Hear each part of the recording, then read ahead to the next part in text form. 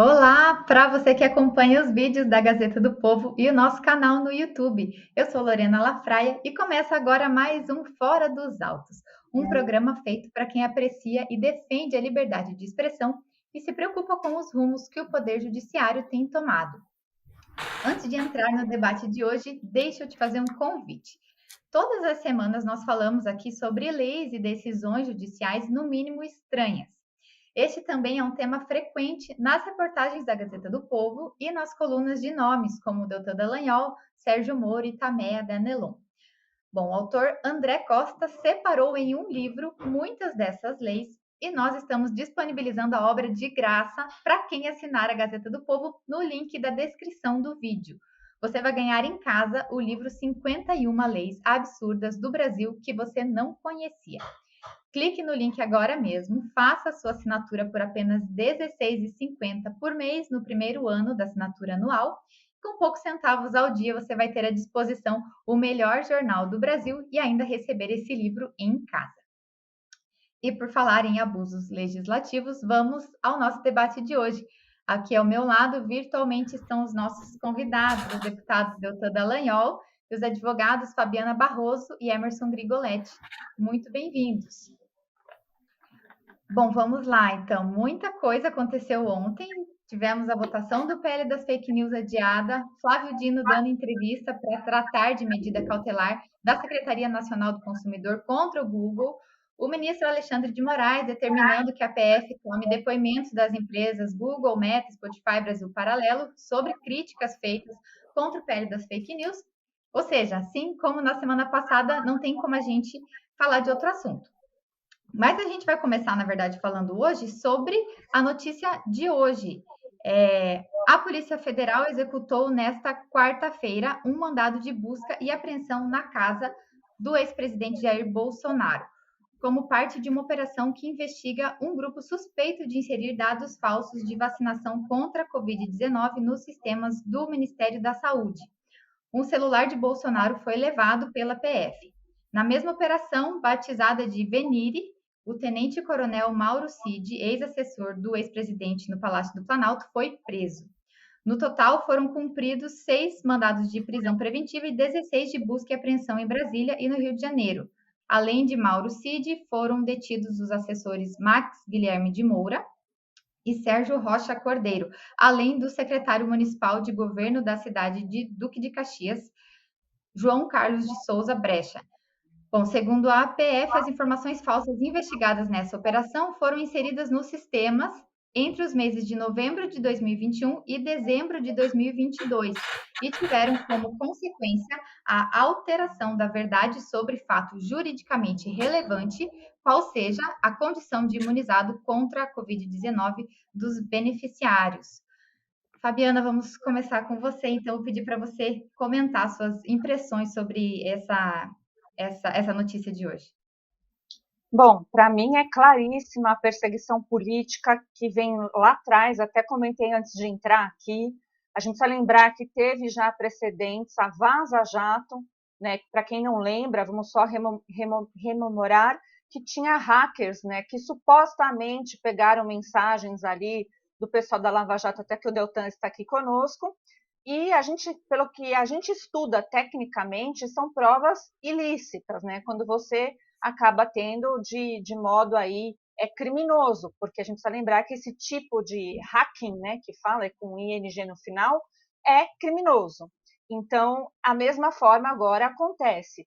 É sabidamente que o presidente Bolsonaro não tomou vacina alguma, e é sabidamente também, são informações públicas, que os Estados Unidos não mais precisava dessas notificações para o presidente adentrar no seu território. Então, toda essa narrativa criada, por que eu falei de hackers? Porque no ano passado, aquele grupo, entre aspas, anônimos, divulgou os dados aí do presidente Bolsonaro e ele teria, então, tomado a vacina. E por que estava em sigilo? Estava em sigilo porque ele era presidente da República. E porque, querendo ou não, gente, a gente precisa lembrar de princípios. E o princípio é que você tem direito, sim, a seu sigilo médico, né, respaldado por lei. Então, quando falar é público porque está lá, primeiro ele é um agente de Estado, era, né? E depois também tinha todas essas repercussões. Então, a gente vê uma operação da Polícia Federal no dia em que o presidente Bolsonaro iria depor na própria Polícia Federal, e a gente tem a prisão aí, sem maiores elementos, porque os próprios advogados do presidente Bolsonaro deram entrevista há pouco dizendo que não tiveram acesso aos autos, né? O padrão se repete, Emerson, para você ver, né?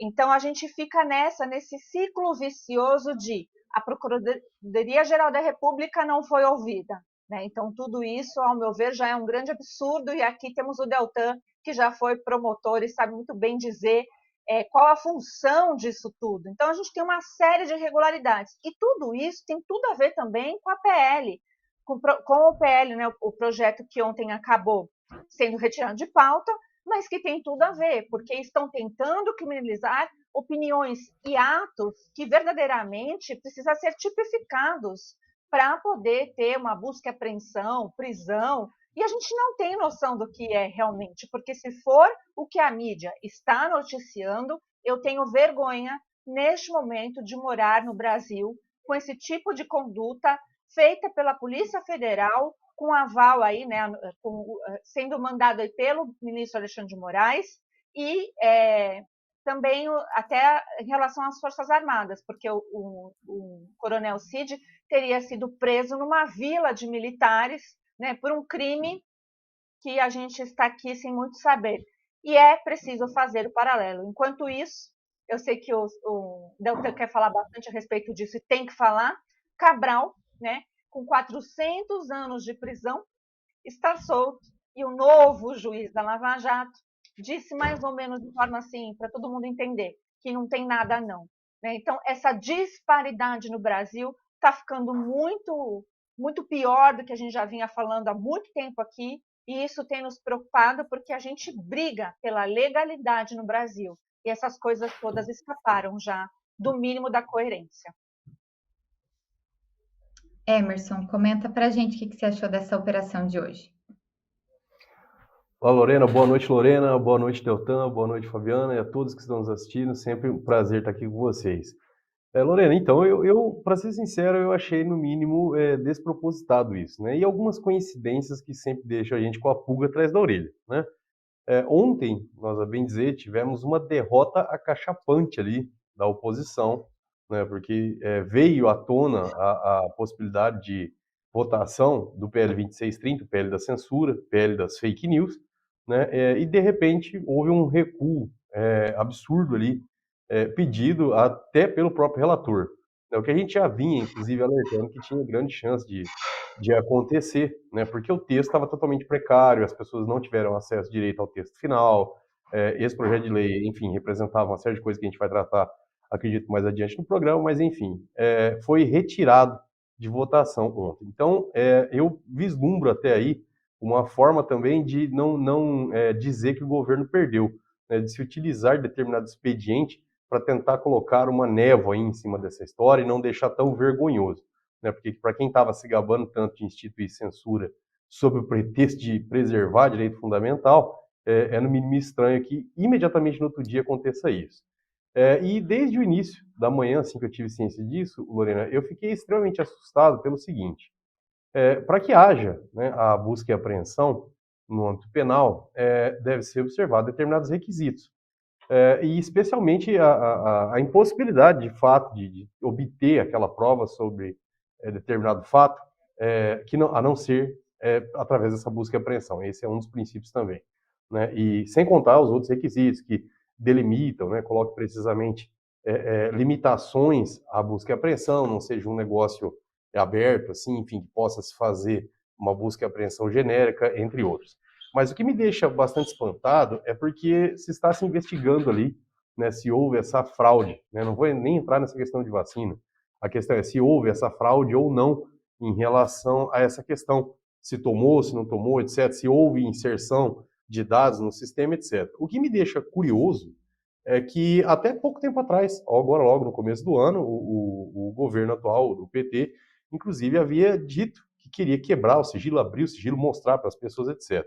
Bom, se essa informação está dentro do Estado, não teria muita lógica você determinar uma busca e apreensão nesse sentido, né? Porque bastaria ali simplesmente uma expedição de ofício para obter essa prova e verificar, em primeiro lugar, né, se há esse indício, né, essa materialidade. Mas não, resolveu-se fazer essa busca e apreensão, que é uma medida dramática, né? Enfim, eu acho que uma simples expedição de ofício ali já resolveria. Mas me parece que isso, por conta dessas situações, acabou sendo concretizada justamente para explorar mediaticamente essa situação, né? Porque óbvio que é um negócio que vai ter repercussão, afinal de contas é uma busca e apreensão contra um ex-presidente da República, recente agora, né, que foi alvo, inclusive, de vários veículos de comunicação aí, ataques absurdos, várias fake news aí atacando sempre o ex-presidente Bolsonaro, enfim, e me deixa até um pouco em dúvida se a gente não está diante de mais uma situação que a gente chama de fishing expedition, né, que é o quê? É justamente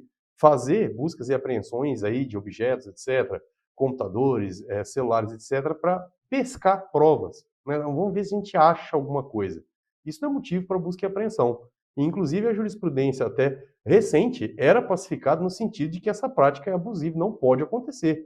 Você não pode, para investigar sobre a ética, a égide e a pretensão de se investigar um determinado crime, você joga uma rede, né, para tentar pegar o máximo de peixes possível ali e vai fazendo isso deliberadamente. Isso está errado, né, é proibido. Inclusive, tem várias jurisprudências que teve incontáveis anulações aí de processo, muitas vezes inteiro, justamente por conta de ilegalidade na busca e apreensão, né? E algo que nos choca, né? Mas eu, particularmente, para ser sincero, já faz um tempo que não me choca tanto, pois essas buscas e apreensões abusivas aí vêm acontecendo desde 2020, precisamente no dia 27 de maio de 2020, quando houve as primeiras buscas e apreensões ali no inquérito 4781.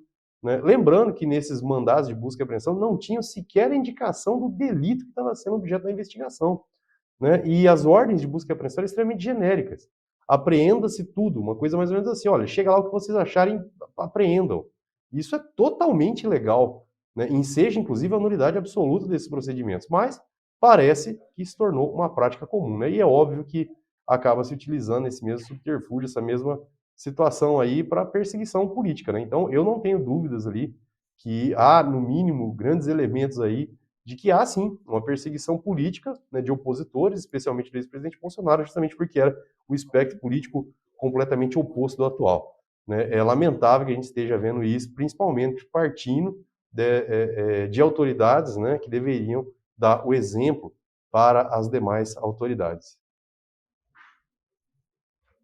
Deltan, antes da gente entrar no assunto da PL das fake news, então comenta também para a gente o que você achou desse mandado de busca e apreensão hoje na casa do Bolsonaro. Lorena, é para comentar sem filtros? É para falar toda a verdade? Pode falar. Então vamos lá. Todos têm que ser responsabilizados pelos seus atos, seja quem for, de direita, de esquerda, de centro. Agora, vocês têm que entender como que o Ministério Público trata esse tipo de caso quando cai na sua mesa um crime de falsidade. E eu quero ilustrar com o que aconteceu na minha experiência pessoal. Eu tinha recém entrado no Ministério Público. E quando a gente entra no Ministério Público, você tem uma visão teórica, né? Uma visão prática. E você aprende que todo crime tem que ser investigado, todo mundo tem que ser responsabilizado, não importa qual o tamanho do crime. E veio um crime para mim, na minha mão, veio uma notícia de um crime de que um estudante estava trazendo alguns itens do Paraguai para algumas pessoas da sua sala e não pagava imposto sobre aqueles itens. Alguns itens, gente, não estou falando de uma pessoa que pratica descaminho de modo generalizado. E eu fiquei pensando o que poderia fazer para comprovar aquele crime, porque você vender a mercadoria, e naquelas alturas, cada um já teria ter a sua mercadoria, ia ser muito difícil você ter aquilo que chama da materialidade do crime. E eu fiquei pensando o que poderia fazer, e pensei, olha, o único modo, assim, um modo da gente alcançar isso aqui, seria a gente fazer uma interceptação telefônica. Só que para vocês entenderem, interceptação telefônica dá um baita trabalho, precisa de vários agentes policiais escutando dias intermináveis as conversas das pessoas, e a pessoa passa o dia conversando no telefone para falar por alguns minutos, eventualmente, daquele ilícito. Então, a medida que toma muitos recursos do Estado, que é muito invasiva. E qual era a pena do crime? A pena do crime de descaminho, se não me engano, é de 1 a 5 anos. É uma pena que parte de 1 ano, uma pena relativamente baixa. Um fato que não gera grande dano para a sociedade. A questão é, onde que a sociedade quer que eu invista meus recursos? investigando um crime de descaminho, de falsidade, de sonegação de 100, 200, 300 reais, ou investindo aí sim toda a força do Estado para investigar uma sonegação bilionária, uma corrupção bilionária ou milionária que seja, mas totalmente diferente daquela de centenas de reais. E ao longo da minha carreira do Ministério Público, nós entendemos que nesse tipo de medida invasiva, busca e apreensão, interceptação telefônica, medidas cautelares em geral, você faz uma análise de conveniência e de oportunidade. Qual é o suposto crime que está sendo investigado nesse caso do presidente da República? É uma falsidade que é enquadrada no artigo 313-B do Código Penal, que diz modificar ou alterar o funcionário, sistema de informações ou programa de informática, sem autorização ou solicitação da autoridade competente. É um crime contra a administração pública. Ir lá e fraudar o sistema, quando diz que está vacinado, dizer que não está, ou o contrário. E qual é a pena prevista na lei para esse crime? A pena é uma pena de detenção, um tipo de prisão, de 3 meses a 2 anos. Quando você vai olhar as penas do Código Penal, é uma pena extremamente baixa dentro do ranking de penas do Código Penal, o que mostra que é uma conduta de menor gravidade. Aliás, uma pena de até 2 anos de prisão indica que aquele crime é um crime de menor potencial ofensivo, sujeito a juizados especiais, nem à Justiça Comum, quanto mais ao Supremo Tribunal Federal. Então, você vai perguntar, é legal essa medida? Você pode fazer uma busca e apreensão para você investigar crime? Se você for olhar a letra da lei, você pode. Até para investigar um estudante que falsifica uma carteirinha estudantil, você pode fazer isso.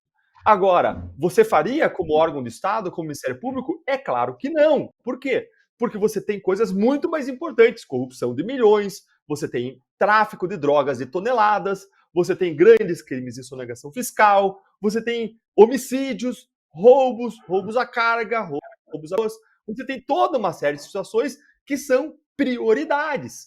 E mais, a questão é a proporcionalidade de uma medida invasiva como essa, que entra na casa da pessoa, quando você tem outros modos de você conseguir as mesmas provas. E adiciono, qual é a probabilidade de se alcançar uma prova do crime de falsificação do sistema de informação na casa da pessoa que foi beneficiada? A probabilidade é quase zero ter um documento que mostre sim ou não, contrariamente àquele sistema. Você olha o sistema, você escuta quem alterou, você busca os logs de acesso, você questiona os outros meios, que mostram que essa medida era desarrazoada, é desproporcional e que mostra uma escolha de prioridades que revela um desvio de finalidade dessa medida. Uma escolha de prioridades de um Estado que antes, há poucos anos, investigava, processava e prendia pessoas por desviarem bilhões. E agora se ocupa de falsificação de uma carteira de vacinação. Não estou dizendo que a pessoa não deve ser investigada e punida, ela deve ser investigada e punida com os métodos, os rigores da lei. Agora, a questão é, a escolha de prioridades revela uma escolha de prioridades que qualquer procurador da República dificilmente faria numa investigação desse tipo, como eu mostrei para vocês a partir da experiência, citando o caso concreto. Se você me perguntar, é absurda essa medida? Diria, olha, sou absurda, mas se não for absurda, é ridícula. Existe ainda um descabimento de uma prisão preventiva como aquela que foi decretada, se o fato for esse. Eu ainda não tive acesso à decisão, mas se o fato for esse, falsificação de uma carteira de vacinação, me parece que não preenche sequer os requisitos de prisão preventiva. Agora, com segurança, não é um caso de competência do Supremo Tribunal Federal, porque você não está tratando de um caso de uma pessoa que tem foro privilegiado hoje, nesta data, o que é um requisito para que tenha foro privilegiado, segundo os precedentes do próprio Supremo Tribunal Federal, estabelecidos a partir de 2018. Como a Fabiana falou, ainda tem um ingrediente adicional. Se a informação de que existiria uma falsidade veio de um procedimento ilícito, de uma atuação de hackers, esse seria um procedimento ilegal, que anularia, derrubaria a operação. E todo esse conjunto do que eu falei me mostra que existe um outro provável objetivo dessa busca, que é buscar, na linha agora do que o Emerson colocou, encontrar provas de outros crimes. Ver se encontra lá uma minuta de um decreto de golpe, ver se você encontra lá alguma outra evidência de algum outro tipo de crime, ou seja, que revelaria que existe aí um desvio de finalidade nessa investigação, infelizmente. Mais uma vez, todo mundo deve ser investigado, responsabilizado, punido por seus erros, por suas falhas, por seus... Agora, de acordo com a lei, de acordo com as práticas, de acordo com o que é legal dentro de um Estado democrático de direito. Bom, sobre o PL das fake news, então, a votação de ontem, que estava prevista para ontem, foi adiada e ainda não há nova data para que a votação ocorra. O presidente da Câmara, Arthur Lira, seguiu a opinião da maioria das lideranças da Câmara, que foi favorável ao pedido de retirada de pauta feito pelo deputado governista Orlando Silva, do PCdoB, relator do projeto. Líderes de partidos de oposição foram contrários à retirada de pauta por acreditarem que a votação nesta terça resultaria em derrota do governo. Deltan, segundo a nossa matéria aqui da Gazeta do Povo, a oposição fez pressão para que o Arthur Lira marcasse uma nova data para votação, mas sem sucesso. Conta para a gente quais foram as suas impressões sobre essa decisão de ontem e também quais são as expectativas sobre uma nova data. A minha impressão é que essa decisão de ontem era uma decisão quase impossível, porque você tinha um governo com toda a força do governo, com toda a força das emendas parlamentares, da distribuição de recursos, da distribuição de cargos. Tinha ainda aliado ao governo toda a força do Supremo Tribunal Federal, que está pressionando por esse projeto de lei ser aprovado. Você tinha ainda toda a força do presidente da Câmara, que vocês não têm ideia do tamanho da força que ele tem, porque é ele que indica dentro da Câmara dos Deputados, pela influência que ele tem, quem vai ou não participar de comissões, quem vai presidir ou não, relatar ou não projetos de lei, o que traz visibilidade para os parlamentares e é sempre objeto de negociação política dentro do parlamento. Então você tinha os três poderes pressionando pela aprovação de um projeto que não está maduro para votação, não está maduro para proteger as pessoas, pelo contrário, sob o argumento de proteger pessoas, não as protege, na verdade, e traz uma censura violando a sua liberdade de expressão.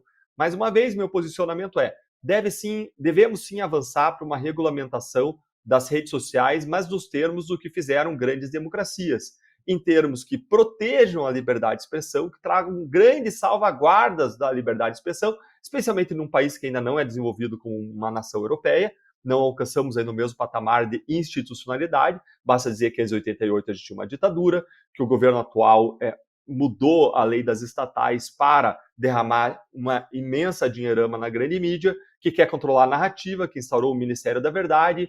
Basta dizer que esse governo é amigo de ditaduras, então a gente vive num contexto de uma institucionalidade muito mais fraca de respeito e de proteção à liberdade de expressão e às liberdades fundamentais. Então, se nós vamos trazer uma regulação, ela tem que ser muito mais forte para proteger a liberdade de expressão.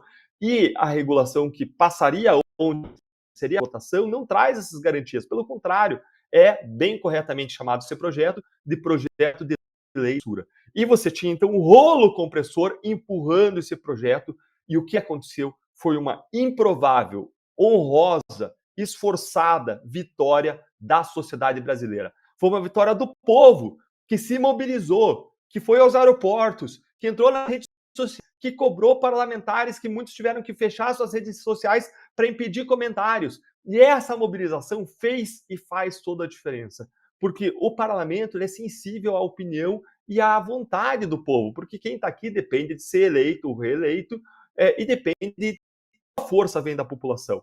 Então, a população, pela sua mobilização, porque vários de vocês estão nos acompanhando, se engajaram, lutaram, o que aconteceu foi que foram virados muitos votos para que os parlamentares se posicionassem de modo contrário, e quando o presidente da Câmara percebeu que existia um grande esse projeto não ser aprovado, apesar de toda a força somada de governo, Supremo Tribunal Federal e do próprio presidente da Câmara, quando ele percebeu, eles decidiram tirar de votação. Foi uma grande derrota, mas não se engane, uma batalha foi vencida, mas a guerra segue, porque esse projeto vai voltar para votação, e enquanto isso eles vão fazer toda a articulação, usando toda a força que eles têm para avançar esse projeto. A gente tem duas opções. A primeira é lutar para que ele não seja aprovado. Esse é o plano A. Agora a gente tem uma segunda opção, que é lutar para melhorar o texto da melhor forma possível, para que ele tenha o menor dano possível e o maior benefício possível para a sociedade. Obrigada, Deltan. Bom, em meio à cruzada do governo pela aprovação desse projeto, o ministro da Justiça e Segurança, Flávio Dino, concedeu entrevista coletiva também ontem, terça-feira, para tratar de medida cautelar da Secretaria Nacional do Consumidor contra o Google. Na última quinta-feira, dia 27, a empresa de tecnologia publicou em seu blog um comunicado com o título Como o PL 2630 pode piorar a sua internet, no qual critica o projeto de lei. Mas ontem, o manifesto da empresa foi colocado na página inicial do sistema de busca para todos os usuários brasileiros, o que irritou o governo federal. Na coletiva de terça, o ministro informou que a determinação da Senacom, que é vinculada à pasta comandada por Dino, obriga o Google a tratar como publicidade o link que aparecia em sua página inicial. Mas, além disso, também obriga a empresa de tecnologia a publicar uma contrapropaganda com mensagens favoráveis ao projeto de lei. Fabiana, como assim obrigar a tratar como publicidade a opinião da empresa e como assim, de novo, obrigar a publicar uma contrapropaganda com mensagens favoráveis ao PL? Antes É da a Fabiana pergunta. falar, eu já vi o Emerson se contorcendo ali, viu? Ele já estava se Todos nós. contorcendo Vai ali, para ele a pergunta indignado. depois também. Então, é impressionante, né, o que estão fazendo. A gente sofre porque a gente, infelizmente, diremos, né, a gente estudou bastante para poder chegar, né, nesse espaço aqui da vida que a gente pode comentar fatos políticos em relação ao mundo jurídico, mas desde que tenha uma razoabilidade. A gente está falando de coisa, gente. Como assim, né? Como que se obriga uma plataforma privada a emitir a opinião que eles querem, sendo que nós temos, de novo, a disparidade. Nós temos do outro lado, vou citar aqui, por exemplo, a Globo News fazendo propaganda absurda de coisas que nem existe no PL das fake news e nenhuma motivação, nenhuma obrigação deles corrigirem ou dar as informações de um lado e do outro. Como é que obriga o pessoal da Google a dizer algo que realmente eles pensam a respeito? Lembrando que o Google, até pouco tempo atrás, também acabou tirando perfis do ar. Então, o Google não é essa empresa que luta por um lado, não. Ele realmente viu ali porque ele achou importante dizer que o PL das fake news ou da censura iria alterar mesmo o modo que nós, brasileiros falamos e interagimos com a própria internet. Isso é muito óbvio. Então, eu fico com muita preocupação quando eu vejo isso. Então, manda, né, sei lá, no âmbito, acho que do inquérito 4871, que é dos atos antidemocráticos, eu nem sei mais, ou do fake news, eu não sei. Um desses inquéritos, mas eu lembro que o escopo desse inquérito seria, então, aquelas ofensas e ameaças contra ministros. Então, a gente já viu que já não é mais isso também. Então, tudo que a gente conhece como a base, né, para haver essas ações, essas medidas, está sendo deixado para trás. Então, é difícil a gente comentar sobre legalidade. É difícil, Deltan, juntando uma coisa na outra, a gente ter esperança em qualquer tipo de legislação que possa passar via Congresso Nacional. A gente sabe que tem bons parlamentares e a gente agradece, mas a gente sabe também a pressão que o governo federal está fazendo via, até que foi também explanado pela mídia, não é segredo nenhum, via essas emendas parlamentares. E também a pressão das próprias Big Tech, sendo que os brasileiros deveriam estar sendo defendidos pelos verdadeiros, as motivações de liberdade de expressão. Então, a gente fica com o pé atrás, né? Por melhor que seja a intenção dos atuais parlamentares. E a gente tem uma questão, para ligar tudo junto, tá, gente? A gente tem uma questão muito, muito importante. A manifestação do ministro Alexandre de Moraes, numa lauda de 18 páginas ontem, que disse contextualmente que se o Legislativo não resolvesse, o Supremo iria resolver. E assim também nós tivemos falas do ministro Barroso nesse mesmo sentido, sendo que neste momento está sendo discutido pelo Legislativo. Não dá nem para dizer que existe uma omissão. Eu não sou muito adepta dessa corrente, mas não dá para legislar sobre uma omissão, porque não tem. Primeiro que a gente tem leis que protegem, sim, e coisas que foram faladas aí, para dar o exemplo do que a Lorena me perguntou, por exemplo, mostradas ali que o PL jamais abordou. O Fantástico fez uma matéria falando do aplicativo lá, que é interno de joguinhos, Discord, e que o PL não iria entrar nesse mérito. Então, é um absurdo dizer que esse PL tinha como cobrir esse tipo de crime. Nós todos queremos que isso cesse, mas, novamente, com o que está na lei, com o que é possível fazer diante da lei, e não com essa sanha autoritária deste governo atual, que está ignorando tudo e com aval da mais alta cúpula do judiciário. Está realmente difícil, pessoal. Agora vai para o Emerson, que tá com tosse. Nossa, nossa. Eu vou passar para o Emerson comentar também. Só vou acrescentar mais uma coisa ainda da entrevista de ontem, Emerson, que o Dino também sugeriu, sem provas, que o site de buscas teria feito alterações em seu algoritmo para reduzir as exibições de conteúdos favoráveis ao PL das fake news e aumentar o alcance de conteúdos com críticas à proposta. Vai lá. Então, vocês verem, né? Acho que ser jurista, né? Mexer com jurídico no Brasil, a gente tem que trabalhar com Rivotril, mas não comprimido, tem que comprar de quilo e pôr na caixa d'água de casa, né? Para você aguentar as coisas que você tem que aguentar. Eu estava me retorcendo aqui com o Bendito Deltan e eu fiz uma brincadeira uma vez, eu vou repetir aqui. Alguém tinha que dar, pelo amor de Deus, um GPS para o Flávio Dino para ele se localizar em que lugar ele está no planeta. Né, porque ele se diz jurista, etc., juiz, ele adora se gabar. Toda entrevista que ele faz isso. Mas ele não entende conceitos mínimos legais, como, por exemplo, a distinção absurda que existe entre publicidade e propaganda, né, a diferença entre propaganda enganosa e abusiva, e essas várias formas que estão estipuladas lá no Código do Consumidor. Mas, para variar, ele simplesmente, como a gente já disse, em outros momentos, né, realmente a aplicação de um aparelhamento da norma em favor das pretensões dele, né? Não é segredo para ninguém que o Flávio Dino apoia esse projeto, né? Eu digo que quem apoia esse texto do jeito que ele foi colocado, né, é um verdadeiro Frankenstein. A pessoa ou ela faz de má fé ou ela não entendeu absolutamente nada do que está descrito ali.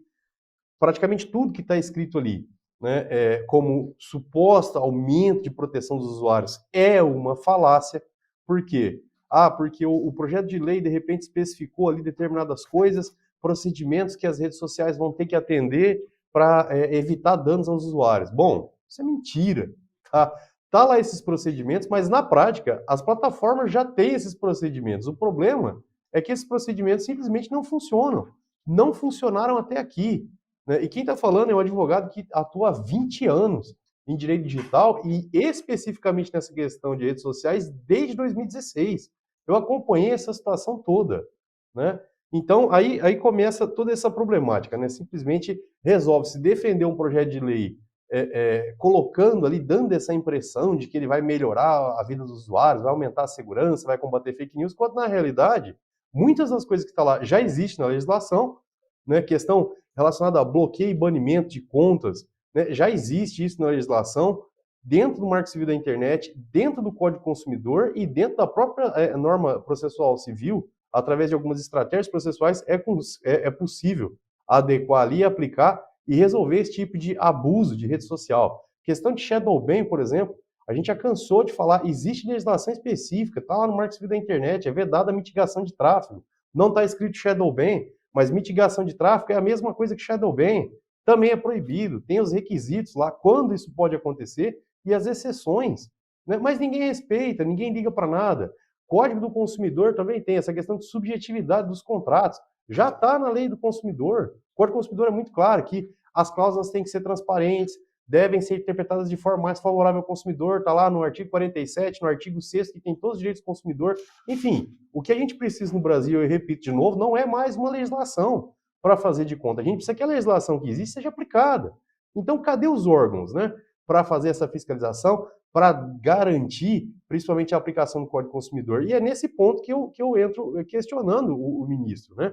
Porque o ministro, ele utiliza, né, a Secretaria do Consumidor, etc., para fazer esse tipo de perseguição contra a Google, né, e é de fato uma perseguição, né, é um instituto que está previsto no Código do Consumidor, mas ele se esquece de tantas outras coisas que o Estado deveria ter agido, por exemplo, através dessa secretaria, para inibir abuso das redes sociais. Nunca fez. O que deveria ter sido feito agora era justamente isso, e não impedir que a Google se manifestasse. E digo mais, do ponto de vista técnico, tá? O artigo 60 do Código do Consumidor, ele estabelece que a imposição da contrapropaganda será combinada quando o fornecedor procorrer na prática de publicidade enganosa ou abusiva, nos termos do artigo 36, né? E será divulgada, conforme o parágrafo 1º, a contrapropaganda será divulgada pelo responsável da mesma forma, frequência e dimensão, preferencialmente no mesmo veículo, etc. Quando a gente joga lá no artigo 36 do Código do Consumidor, está explicando exatamente o que é publicidade, né? O que é a publicidade enganosa ou abusiva. O parágrafo 1º explica o que é enganosa. Qualquer modalidade de informação ou comunicação de caráter publicitário, inteira ou parcialmente falsa, ou qualquer outro modo, mesmo por omissão, capaz de induzir em erro o consumidor a respeito da natureza, característica, qualidade, quantidade, propriedade, origem, preço e quaisquer outros dados sobre produtos e serviços. Ou seja, não se enquadra em publicidade enganosa, até porque não era uma publicidade, começa por aí. Não era simplesmente uma manifestação de uma empresa sobre algo que vai acontecer e vai afetar os usuários. Eu vou explicar para vocês o que vai acontecer na prática. O parágrafo 2º, que fala sobre abusiva, também explica exatamente o que é publicidade abusiva. Dentre outras, a publicidade discriminatória de qualquer natureza, que incite a violência, explore o medo ou superstição, se aproveite da deficiência de julgamento e experiência da criança, desrespeita valores ambientais, seja capaz de induzir o consumidor a se comportar de forma prejudicial ou perigosa à sua saúde ou segurança. Ou seja, não atende os requisitos mínimos do Código do Consumidor. Como que a gente tem um ministro da Justiça que não sabe uma lei básica e simples como o Código do Consumidor? E uma legislação antiga, né? Se não me engano, o Código do Consumidor é de 1990. Entendeu? Nós temos um ministro da Justiça que não conhece o Código do Consumidor. Princípios básicos, propaganda enganosa, publicidade abusiva, ele não sabe.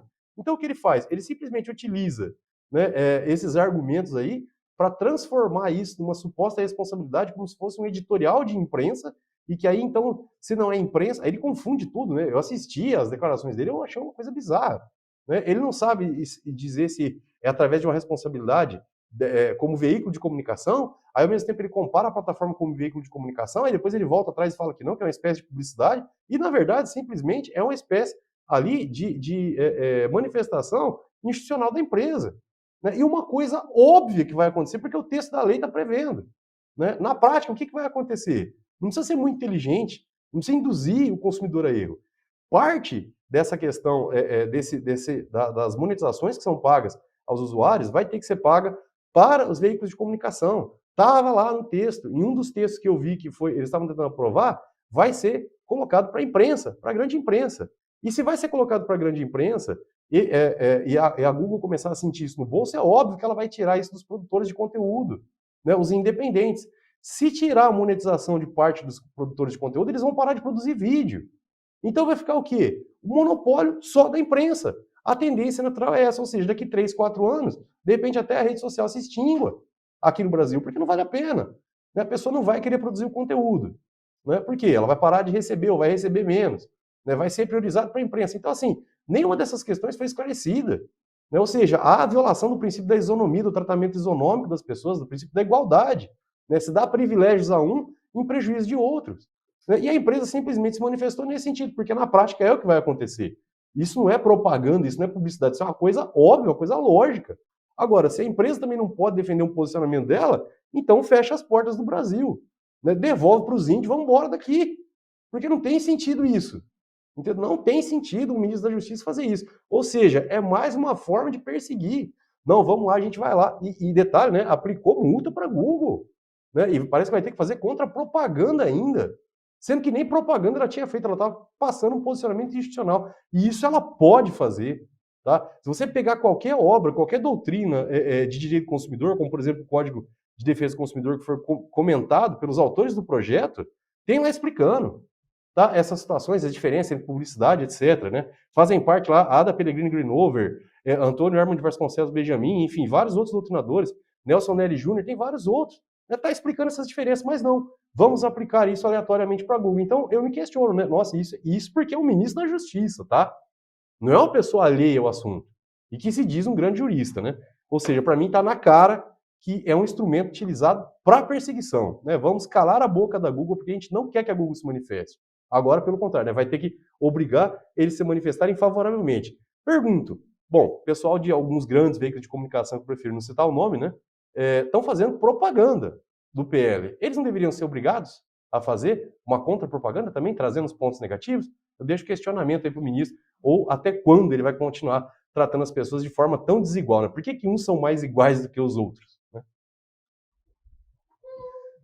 Deltan, passar para você comentar também essa entrevista de ontem do Dino sobre a postagem do Google. Legal, super bacana. Eu estava olhando a decisão e eu queria focar especificamente, ao falar disso, na decisão que o Ministério da Justiça, de responsabilidade de Flávio Dino, tomou nesse caso. Qual foi o raciocínio da decisão? E seguindo aqui a linha bem colocada pelo Emerson, tá? Qual foi o raciocínio? A decisão do Ministério da Justiça diz, olha, o Google ele não é um veículo de comunicação. Então, quando ele coloca aquela informação na sua página inicial, aquilo é publicidade, porque como ele não é veículo de comunicação, não é um editorial, porque os jornais, para quem não está acostumado com essa linguagem, os jornais eles têm lá dentro 3 tipos de coisa de um jornal, tá? Tem uma coluna, que é a coluna de opinião, isso não é filtrado pelo jornal, cada colunista tem o direito a ter sua opinião, seja qual for. Tem as reportagens, que tem aí uma avaliação mais detalhada do jornal, e tem os editoriais, que é a opinião do jornal, dos donos do jornal, de quem controla o jornal. Aí é o editorial. E o raciocínio do Ministério da Justiça foi: o Google não é um veículo de comunicação, então não é um editorial. Logo, é um informe de publicidade. Gente, essa é a falácia do falso dilema. Ou é uma coisa ou é outra. Por que não pode ser uma terceira coisa? E nesse caso, é óbvio que é uma terceira coisa. É evidente. É a empresa dando a sua opinião. Existe doutrina que defende que a empresa tem direito à liberdade de expressão. Aliás, nos Estados Unidos não é proibida a doação de pessoa jurídica a candidatos, porque se entende que isso violaria, essa proibição violaria a liberdade de expressão da empresa, da pessoa jurídica. Então, a empresa ela pode ter opinião sobre fatos. E o Google colocou a sua opinião sobre fatos. Aí alguém pode dizer, não, mas espera aí, o Google é interessado, ele está agindo com conflito de interesses, ele tem que colocar essa ressalva. Se você quiser defender isso, tudo bem, mas defenda então que, por coerência, a Globo, Record, a Folha de São Paulo, todos os outros jornais, o Estadão, vão ter que colocar também uma ressalva, porque eles falaram a beça desse ato, sem informar a sociedade que eles vão ter um imenso benefício se ele for aprovado e vão ter custo zero, porque eles não estão dentro das restrições do projeto de lei e eles ganham com toda a veiculação de notícias de jornal nas redes sociais. Eles vão ganhar se esse projeto for aprovado. Então vejam que o governo disse que o Google estava tentando iludir os consumidores por não ser transparente de que ele teria um interesse e, ao mesmo tempo, ele não adota a mesma medida para os grandes veículos de comunicação. Por que a diferença? A única hipótese que eu vejo que explica essa diferença é que os grandes veículos estão adotando a posição que o governo quer aprovar.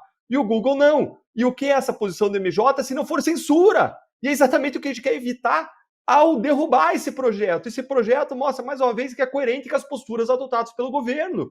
O governo quer implantar censura e está censurando agora a expressão do Google. E, mais uma vez, se o governo quisesse dizer não, é que aí tem um conflito de interesses, o Google que ele tem interesse na aprovação desse projeto, quando ele traz essa informação, mais uma vez, ok, mas então seja coerente e atue também sobre os outros veículos da comunicação, porque senão eles estão usando o poder público e desvio de finalidade para passar aquilo que é de interesse do governo, independentemente do que é interesse da sociedade. Eles estão abusando do seu poder político para empurrar a rodo a visão política e o interesse político do governo.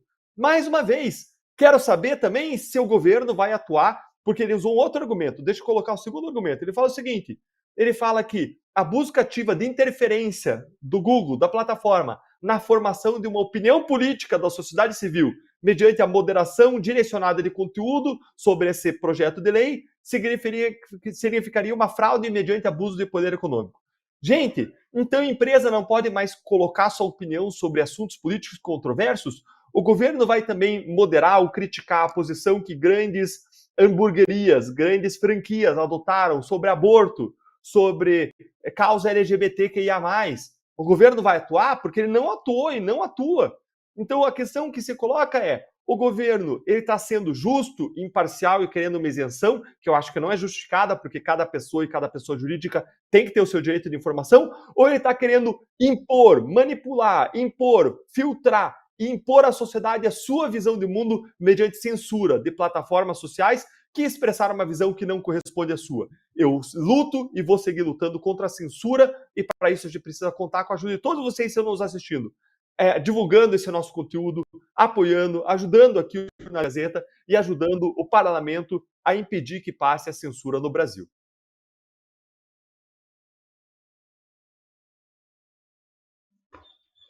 Bom, o dia de ontem ainda nos rendeu mais uma notícia aqui para a gente comentar no final do nosso programa. O ministro do STF, Alexandre de Moraes, determinou ontem também que a Polícia Federal tome depoimentos dos presidentes das empresas Google, Meta, a Facebook, WhatsApp e Instagram, Spotify e Brasil Paralelo sobre críticas feitas em suas plataformas contra o PL das fake news. O magistrado deu prazo de 5 dias para a realização das oitivas. A decisão foi tomada no âmbito do inquérito das fake news e tem como base um estudo do Laboratório de Ativismo de Esquerda, NetLab, da Universidade Federal do Rio de Janeiro. Segundo o estudo, essas empresas estariam impulsionando conteúdos contra o PL das fake news para influenciar, abre aspas, para influenciar negativamente a percepção dos usuários sobre o projeto de lei. Fabiana, o que você acha sobre essa decisão ter sido tomada com base num estudo do Laboratório de Ativismo de Esquerda? Risível, vexatória, com base no que foi explanado pelo Emerson, pelo Deltan agora há pouco, é exatamente isso, mais uma vez, né? Cadê a isonomia, cadê o que a gente conhece por lícito, moral, justo?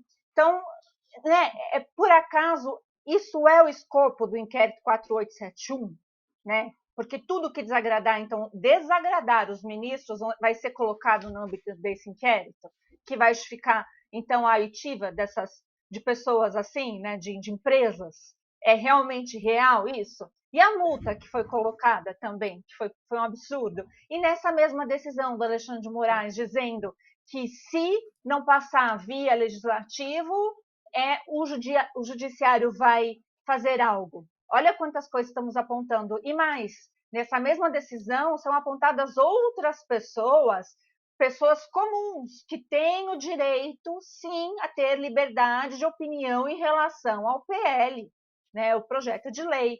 Mesmo porque não é lei ainda, é um projeto de lei. E por base até do que é um projeto de lei, os cidadãos têm que ser ouvidos. Então, não importa se você é a favor, se você é contra, o seu direito de se expressar tem que estar garantido. Eu digo isso porque eu sei que, por exemplo, a Bárbara, do Te Atualizei, já está novamente inserida aí nesse inquérito, nessas falas, nesse contexto. Por quê? Porque ela se expressou contrariamente como milhões de brasileiros que se envolveram nesse processo e tem que se envolver. Isso é cidadania. Então, de uma forma geral, o ministro Alexandre de Moraes está coagindo, inibindo que as pessoas comuns pratiquem a cidadania, que é legítima, é o direito à opinião, sim. Né? Então, é absurda. E fora no tempo que foi, porque foi quando a discussão estava fervendo, ele toma, então, a iniciativa de fazer uma decisão de 18 laudas. Olha, a gente fica sem ter o que falar, não é nem receio de alguma coisa acontecer, porque isso já não temos mais, né? Mas receio de que as pessoas, essas pessoas que estão no poder e praticando esses atos, talvez não tenha nem o mínimo de autorreflexão do que a lei determina, né? Então, quando o ministro diz liberdade de expressão não é liberdade de agressão, todo mundo concorda, porque se houver agressão, tem sim, né, como os mecanismos jurídicos para as pessoas tomarem providências. Agora, se é ineficaz, são outros 500. Se isso pode ser melhorado, são outros 500. Então, essa frasezinha pronta, querendo dizer que quem não concorda com eles, porque infelizmente agora está dividido, isso é um grande absurdo, terá então, vai ser coagido, prestar depoimento, ter seus bens apropriados pelo Estado, ter suas contas derrubadas, ter a sua verdade mitigada, ser silenciado nas redes sociais, pode ser preso, pode ficar na prisão como muitos estão, sem defesa, e assim vai. Então, o que nós vivemos hoje é um estado de exceção. E essa sentença, essa decisão do ministro Alexandre de Moraes, no dia de ontem, com todo esse contexto, é a prova cabal que vivemos um estado de exceção no Brasil. Emerson, aqui na nossa matéria da Gazeta do Povo, diz que, ao determinar o depoimento dos representantes dessas empresas, Moraes afirmou que, pelos dados recolhidos, as condutas das empresas podem configurar, em tese, abuso de poder econômico às vésperas da votação do projeto de lei por tentar impactar de opinião pública e o voto dos parlamentares. O ministro também afirma temer flagrante induzimento e instigação à manutenção de diversas condutas criminosas praticadas pelas milícias digitais. Explica para a gente exatamente o que seria abuso de poder econômico para a gente entender se é o caso da conduta dessas empresas ou não. Vamos lá, Lorena, até um pouquinho antes de tratar especificamente dessa questão do abuso de poder econômico. É uma coisa que chama muita atenção, tá? Essa decisão saiu do inquérito 4781, que é o inquérito das fake news. A portaria que instaurou esse inquérito estabelece que ela serviria para investigar crimes, né, de calúnia, injúria e difamação contra ministros do Supremo, né? Essa decisão saiu deste inquérito, tá? No dia 27 de maio, não só eu, como todos os demais advogados, vamos completar 3 anos sem vistas à íntegra desse processo. A gente só teve acesso a uma parte, né? Vai ser dado acesso, primeiro, aos advogados, antes dessas pessoas, inclusive, prestarem depoimento, porque deveria, né? Não consigo compreender como que essa situação específica, né, onde se discute essa questão, se houve o abuso de poder econômico, se houve o abuso, né, da plataforma por simplesmente manifestar sua opinião enquanto empresa a respeito de um projeto de lei, né, o que é algo extremamente comum, né, no setor bancário mesmo, isso ocorre com frequência, né, de os próprios executivos bancários, o pessoal aí, os Faria Limers, etc., o pessoal vai até o Congresso para debater, para discutir, muitas vezes faz até campanha falando que é contra ou a favor, né? Quantas vezes a gente não viu outras instituições, associações, né, tanto de todas as categorias, de todos os tipos de empresa, né? Por exemplo, a associação de magistrados, a associação de advogados, etc., quando eles falam, se manifestam contra ou a favor de determinado projeto de lei.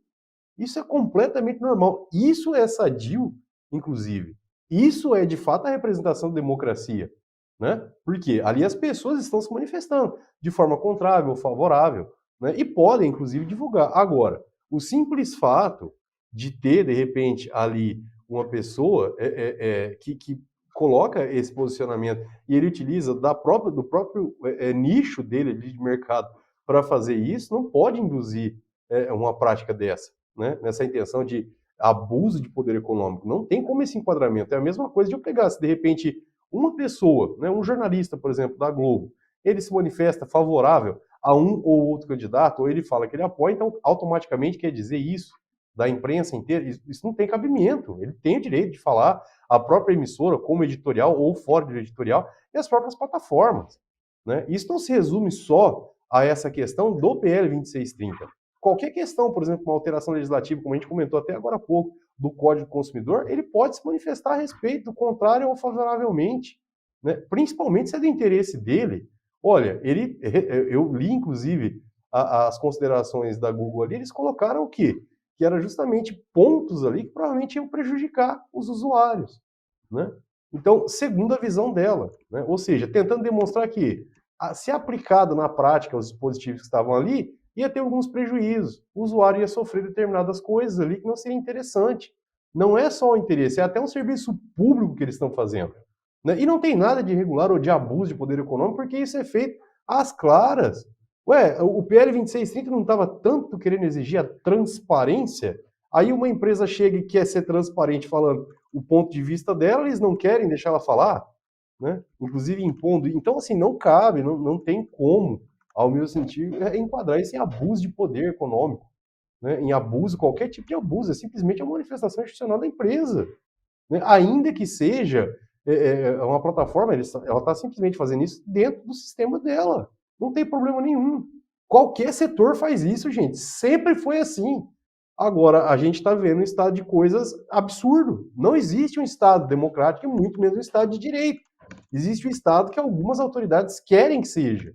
E isso é incabível, né? E repito, até agora eu não consegui entender o que está acontecendo. Como que isso sai da decisão do tal do inquérito das fake news, né? Cujo objetivo era investigar calúnia, injúria e difamações aos ministros e aos seus familiares, né? Que se desenvolveu numa série de outros procedimentos, enfim, uma bagunça terrível, né? E que, óbvio, né, a discussão de projeto de lei, ou se a empresa é contra ou a favor, jamais poderia estar ali. É nitidamente uma forma de controlar a situação e controlar o debate público, ou seja, de censurar. é mais uma prova de que o PL de fato era censura. Se está assim agora, imagina quando for aprovado, né? Se fosse aprovado dessa forma que apresentaram, não tem a menor margem de dúvidas que ia ser uma censura total e absoluta. Exatamente essa seria a minha pergunta para o Deltan, ainda sobre essa notícia de ontem, só mais uma informação. Moraes ordenou também que as plataformas removam anúncios e textos contra o PL das fake news, sob pena de multa de R$150 mil por hora de descumprimento da medida. Ou seja, Deltan, já estamos experimentando como ficaria a nossa liberdade depois da aprovação desse projeto de lei? Lorena, é assustador porque fica completamente fora daquilo que você estuda na faculdade, daquilo que está na Constituição, nas leis. Para ouvir uma pessoa no inquérito, você precisa de um crime. A questão é qual o crime? Ainda que isso seja um ilícito, não é um crime, é um ilícito civil, de direito do consumidor. Não tem crime. Como que se vai ouvir alguém no inquérito sem crime? Se houvesse crime, competência do Supremo Tribunal Federal. Qual a competência do Supremo Tribunal Federal? Ninguém das empresas tem foro privilegiado, condutas empresariais. Então, ilícito civil sem competência do Tribunal Federal. Num país de princípio acusatório, como é o nosso, em que as partes têm que ter o protagonismo nas investigações e nos processos, você precisa que tenha um pedido da parte do Ministério Público, se fosse uma investigação criminal. Nesse caso, teve uma decisão de ofício, sem iniciativa do Ministério Público, sem pedido de qualquer interessado. Ela foi feita ainda em cima de uma notícia de jornal, quando tem ampla jurisprudência, decisões aí bastante alastradas, uniformes, no sentido de que notícia de jornal não é um elemento idôneo, você precisa ir lá na fonte, identificar o que fez, o conteúdo, e não uma notícia de jornal. Mas essa decisão ela foi tomada dando uma série de medidas de caráter civil, tirada de conteúdo, uma série de medidas de moderação. E, mais uma vez, quando você vê um juiz com poder para emitir determinações cíveis, fora de um processo civil, fora de uma ação civil, movida pela parte, na justiça competente, em que tem um autor que vai lá, faz os pedidos, faz pedido cautelar, um juiz não tem poder absoluto para fazer o que ele quer. Se eu sou juiz criminal, se eu sou juiz civil e eu vejo alguma coisa acontecendo na rua, eu não posso determinar nada, porque eu não tenho poder para isso. Tem que ter uma pessoa que faça um pedido, vai ser distribuído aleatoriamente, vai cair com alguém, esse juiz vai aí sim analisar e, se for o caso, dá ou não dá. Então, a gente tem uma atuação fora de qualquer parâmetro da Constituição, das leis, segundo o que a gente aprende desde o primeiro ano do ginásio. E vamos lembrar por que o Supremo Tribunal Federal está atuando assim. Porque ele entendeu, em um determinado momento, que precisava ter uma democracia militante, de que existia um risco à democracia, materializado nos atentados à democracia do 8 de janeiro, e que, por isso, eles precisavam ter uma postura mais ativa, mais combativa para defender a democracia contra atos antidemocráticos. Isso pode ter acontecido em relação às infrações antidemocráticas. Eu não vou discutir esse ponto. Esse ponto é controverso, é objeto de discussão, mas eu não vou entrar nisso. A gente está falando de processo legislativo, de atuação das pessoas, das empresas e todo mundo defendendo seus interesses legítimos, não ilícitos, não criminais, seus interesses legítimos, ainda que sejam privados, de A, B, C, interesse da sociedade defendendo sua liberdade de expressão, interesse das big techs defendendo seu modelo de negócio, interesse de quem quer que seja defendendo o que quer que seja, mas de modo legítimo. Não pode existir uma interferência judicial no processo democrático legislativo desse modo. Assim, é uma coisa que me surpreende muito. Me surpreende acontecer, surpreende ter que discutir, me deixa, sendo bem franco, assim, me deixa triste. Me deixa triste porque eu sonho com um Brasil em que a gente tem um rule of law, um Estado de Direito, um império da lei, uma democracia forte, em que a gente tenha a lei valendo e sendo guia de atuação, e eu vejo que a gente ainda tem que ir muito na direção disso. Eu não faço aqui, não quero fazer crítica pessoal a ninguém, agora eu acho que a gente precisa fazer um grande aperfeiçoamento institucional, e a gente precisa que as instituições trabalhem nessa direção. Aí você diz, como a gente volta sempre para a questão do voto, a gente precisa que as pessoas votem em parlamentares que as representem melhor, que venham para debater conteúdo, méritos, propostas, preparados para isso, e não porque ajudou um, porque deu dentadura para outro, porque deu um favor para ciclano, porque está levando recursos para a região, senão a gente vai continuar sendo um país com uma grande dificuldade, um grande déficit de desenvolvimento como a gente tem hoje. Bom, antes do fim do programa, deixa eu lembrar de um brinde exclusivo da Gazeta do Povo só para quem acompanha o Fora dos Autos. Quem clicar agora no link da descrição do vídeo e assinar a Gazeta do Povo no plano anual, vai ganhar em casa o livro 51 Leis Absurdas do Brasil que você não conhecia. E o preço também é exclusivo, R$ 16,50 por mês no primeiro ano da assinatura anual, dá menos de R$ 200 por um ano de acesso. É muito mais barato que qualquer plano de streaming para ter acesso ao melhor jornal do Brasil e colunas como as do Deltan Dallagnol, Sérgio Moro, Guzo, Tameia Danelon, Cristina Grêmio e mais de 40 colunistas. Tudo que você precisa é entrar agora no link da descrição do vídeo, mas tem que ser pelo link, porque essa oferta não está disponível no site da Gazeta, tá bom? É só para quem nos acompanha aqui e ainda não assina o jornal. Então aproveite antes que o nosso lote de livros acabe. Muito obrigada, Deltan, Fabiana, Emerson, pelas considerações importantíssimas de hoje, né, num momento tão sério que a gente está vivendo. Vou convidar cada um, então, a se despedir e fazer suas considerações finais. Fabiana, por favor. Bom, eu queria me despedir dizendo que também não é ataque pessoal qualquer tipo de pessoa, tá? A gente fala muito em nome de ministro e etc., porque são eles que emitem essas decisões. Então, contra a instituição, pelo contrário, se a gente não acreditasse ainda na instituição, nem estaríamos aqui, nas instituições de uma forma geral. Então, realmente, isso tem que ficar claro aqui. E eu aproveito para pedir para vocês assinarem aqui a Gazeta do Povo, porque ainda é um veículo de comunicação que dá espaço e acredita no nosso trabalho e na intenção do nosso trabalho com o propósito de um jornal de mais de 100 anos. Então, agradeço essa oportunidade. Obrigada, Deltan, pelo trabalho que está fazendo no Congresso Nacional.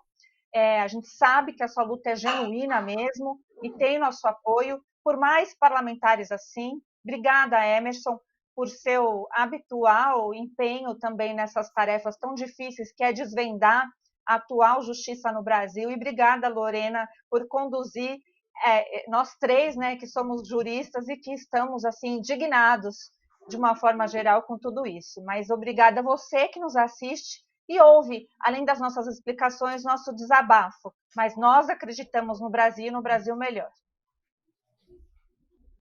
Emerson, por favor. Pessoal, mais uma semana a gente está aqui, né? E eu acho que é muito bem ponderado pela doutora Fabiana, tá? Quando a gente faz as críticas aqui, quando eu falo qualquer coisa, principalmente relacionada ao Supremo, eu gostaria de deixar claro o seguinte: eu não faço ataque a ministro, tá? Eu faço ataque às decisões, como advogado, né, dentro do meu ponto de vista. E eu nunca tive intenção, e não tenho intenção nenhuma de ficar atacando o Supremo. Pelo contrário, o advogado também ajuda na construção de uma justiça melhor.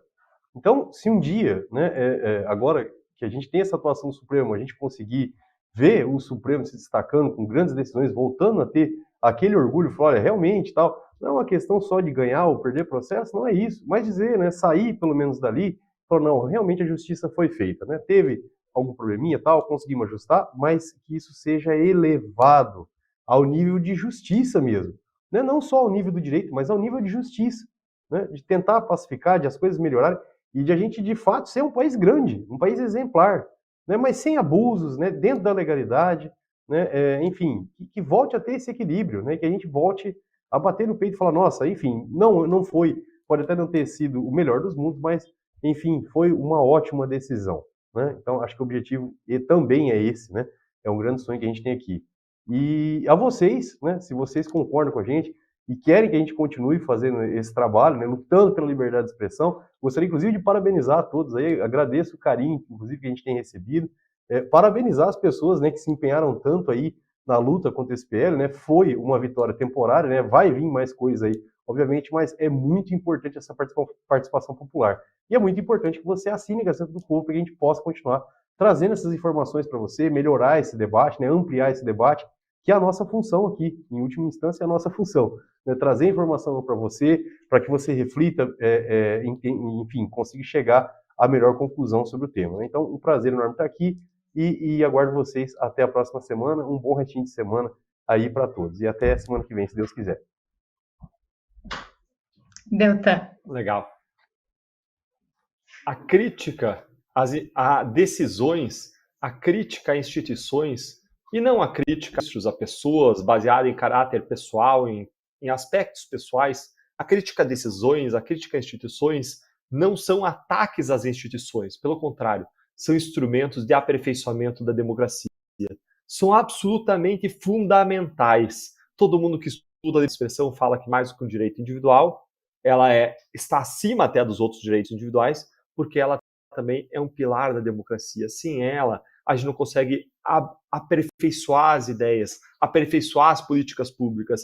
É do livre embate das ideias que você forma uma massa crítica para você encontrar as melhores soluções para uma sociedade e para um país. E isso se faz ainda mais importante quando você fala de Supremo Tribunal Federal, porque você não tem uma entidade revisora das suas decisões. É o último degrau do nosso judiciário, é o último degrau de revisão das decisões e, como dizem, é aquela instituição que tem o direito de errar por último. E se ela tem o direito de errar por último, é justamente sobre as decisões dela que se deve dar um debate mais apurado, mais afinado, mais crítico, mais específico, mais detalhado, para que ela possa aperfeiçoar o seu trabalho. E, embora eu tenha trazido um cenário que me deixa triste, eu quero aderir aqui às boas palavras da Fabiana e dizer essa tristeza, aquilo que a gente não gosta, aquilo que nos entristece ou nos indigna, isso tem que servir de nosso alimento e não algo para nos colocar para baixo. Tudo o que acontece na vida conosco pode ter duas funções diferentes. Agora, qual a função que vai ter depende de uma decisão pessoal nossa. O que acontece conosco, a gente pode usar para nos derrubar ou para crescer, para nos fortalecer, para tentar mais, para tentar melhor, para tentar diferente. E essa é a nossa decisão aqui, de tentar mais, tentar melhor, tentar diferente, quer por meio da nossa atuação profissional, quer por meio do nosso debate dentro do jornalismo. E para isso acontecer, a gente depende de vocês, que vocês apoiem o jornalismo da Gazeta do Povo, que vocês nos ajudem e que vocês nos acompanhem. Quarta que vem, à noite, tem mais. Aguardamos vocês. Abraço, Lorena, Fabiana. Abraço, Emerson. Um prazer enorme, uma honra para mim estar sempre aqui com vocês. Obrigada, pessoal. Obrigada a você também que nos acompanha sempre e nos acompanhou hoje também até aqui. Até semana que vem. Tchau, tchau.